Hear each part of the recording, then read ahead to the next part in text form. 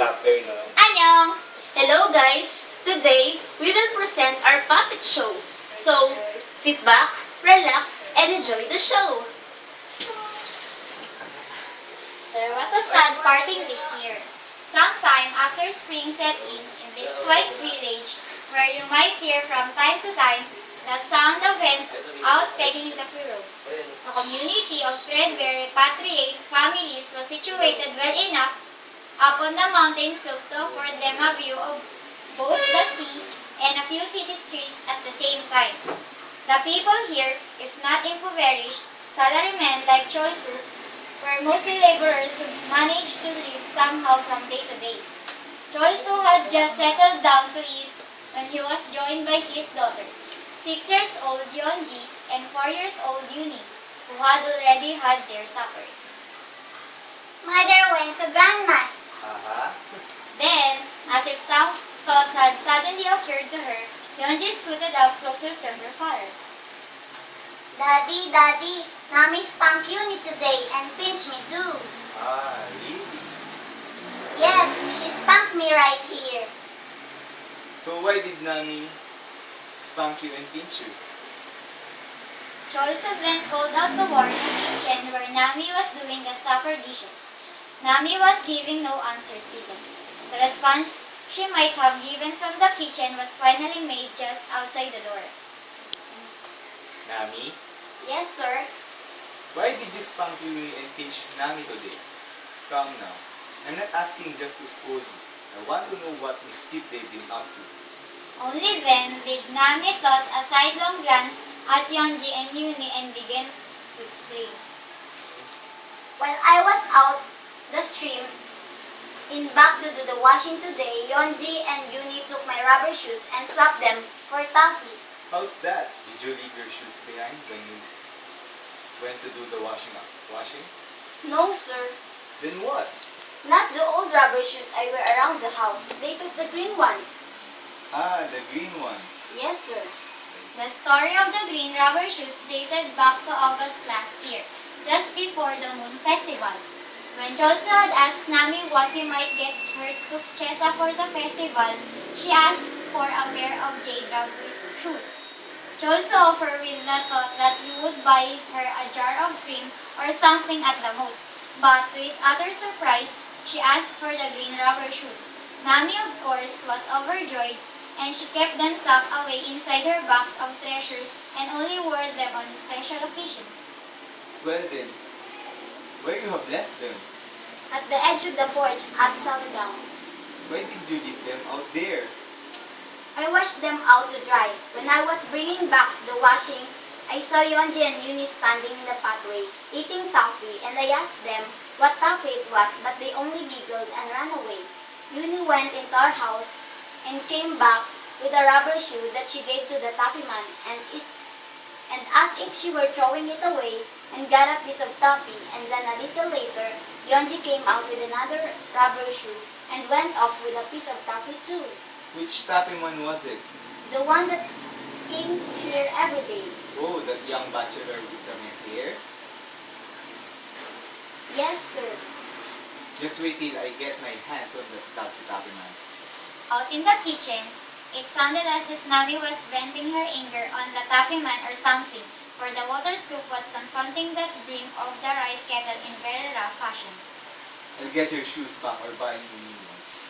Okay, sir, but I want the old one. But the world's a nest of thieves, and those taffymen are no exception since the taffyman didn't actually steal the shoes. It didn't seem to Chorsu that he could get them back very easily, no matter what he said to the man. Nami had just stepped out of the front gate. The taffyman was on his way along the path between the barley fields just below the village. Nami planted herself at the gate post and waited for him. As he reached the village entrance, the taffyman raised his voice to match the heightened clacking of his shears and sang. Hey, old rubber shoes, scrubs, tins, used hams, underwear. Hey, you! Hand over my shoes! The taffyman stopped in his tracks and, after staring at Nami for a moment, Shoes? What shoes? Who do you you think you're fooling by pretending you don't know? What's this all of a sudden? What the devil are you getting at? My shoes, I said. Shoes? The jade-colored rubber shoes you combed out of our kids yesterday. Go with the kids. What should I do? Why should I do that? Were those your shoes? Never mind whose shoes they were. Just hand them over now. If only I'd known they were your shoes. I'm not that much of a fool. Produce them right now. Calm down, will you? I'll go see if your shoes are back at the yard and fish them out for you. And if they're not there, I'll even buy you new ones. Don't worry. He was eyeing Nami's feet when a big fat bee appeared from nowhere and buzzed around her head. Nami scooped and shoot it away with one hand. It circled her head once, landed on her bosom, and started rolling upwards. The taffyman watched uneasily for a moment. Steady there. Gotcha, bee. Ouch! The taffyman's eyes followed Nami's to the dying bee, and in the motion he stomped the life out of the insect. Just when it worked like she would start giggling again. Miss, Yes? are you a witch? Why? Was it trapped me with your spell and made me fall in love deeper than the head? Nami disappeared back through the gate of the house. The taffyman felt quite drained, like someone who had just came through a seizure of some sort. Finally, he ambled back to his taffy box. This time, the taffyman didn't put his case down but moved on toward the lower village before the children had a chance to gather. The weather was still fine the next day. The taffyman came early, no minor event to the village children, who knew his time of arrival better than anyone else.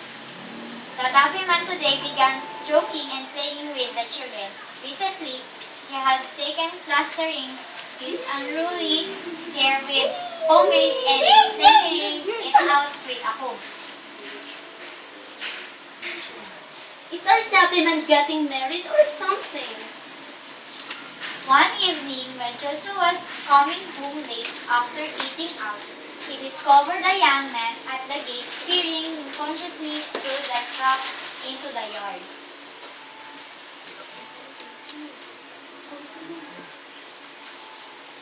Who the hell are you? You're planning to swipe something? Oh no! Why no, sir? The dog in your house. That's, oh my. What about the dog? Hell no, not the dog exactly. Go away, you must be out of your mind. Last evening, Josu and his wife had seen Nami's father, who had more wild than black hair.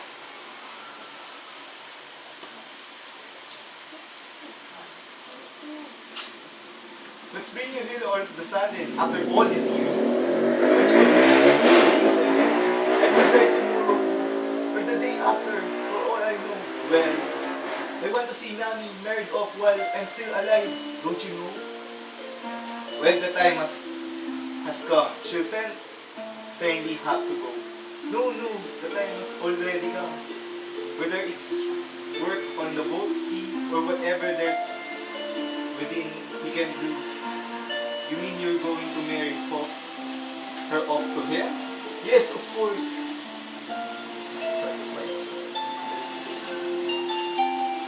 Look here.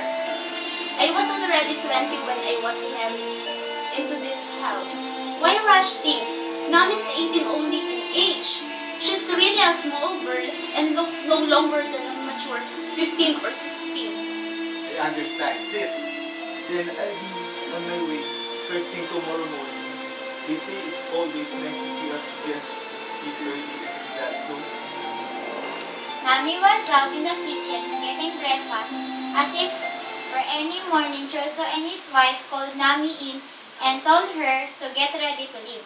His wife opened up the bundle and explained to Nami what his dress was, when to wear that or how to alter another, and so on piece by piece. Nami sat through the explanation, both listening and not listening. I haven't done the dishes yet. Don't you worry about the dishes today. I'll do them. Go and comb your hair now. But I haven't drawn the water either. Enough of that. The water has been running low lately, so I've been got to get out there early. Nami, aren't you ready yet? We'll be late for the bus if you don't hurry. If you want to go, go yourself. Even if you only take one look, turn him down and come back. I must see that you go today. Now hurry up and get ready. There's a bus to catch. Nami's father was already waited out in the yard when Nami finally washes her face and packed up her daily necessities. Nami seemed quite pretty like another person. She woke enough the proper and gentle young maiden to be presented and Go doing now. One of us will be there for sure when you have your wedding kiss. then Nami sought out Yonji and Yuni, who had seen out playing in the park.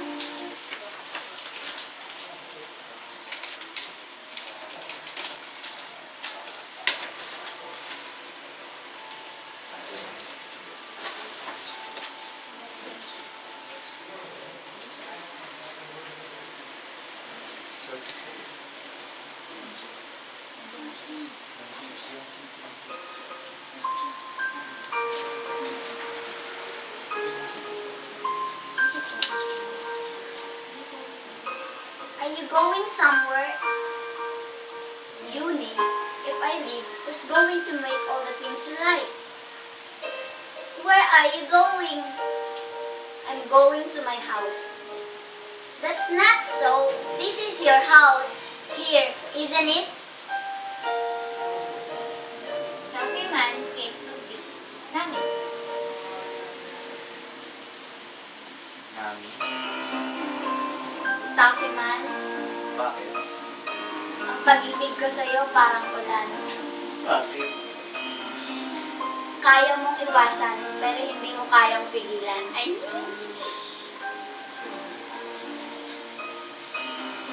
After the romantic moment, Nami and Taffyman feel something special in their heart. But Nami go back to the house since her father and Churso had already gone down to the path away as they said their goodbyes when the Taffyman needed the front gate of the house and met Nami coming out. The Taffyman stared open-mouthed at her and a momentarily dark shadow crossed Nami's eyes. Yonji, Uni, goodbye.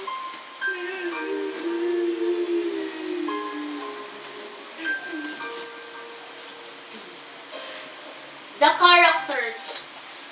Nami, Taffyman, Yunji, Yuni, Chalsu, Chalsu's wife, village women, Nami's father, The Nami and Taffyman by Oh Young-soo.